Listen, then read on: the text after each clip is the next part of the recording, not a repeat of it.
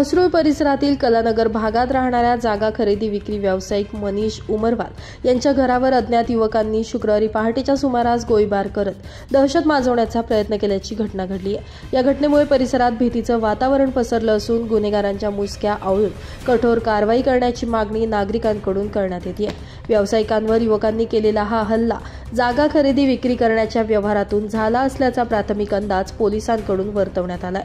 पंचवटी परिसरातील नागचौक आणि हिरावाडी भागात गेल्या काही दिवसांपूर्वी गोळीबाराची घटना ताजी असतानाच म्हसरूळ परिसरात गोळीबाराची घटना घडली आहे। या घटनेमुळे शहरातील कायदा व सुव्यवस्था राखण्यात पोलीस कुठे कमी पडत असल्याची चर्चा नागरिकांमध्ये सुरू आहे।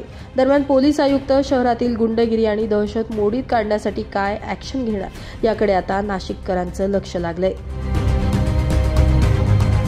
ब्युरो रिपोर्ट, नाशिक माझा न्यूज, नाशिक।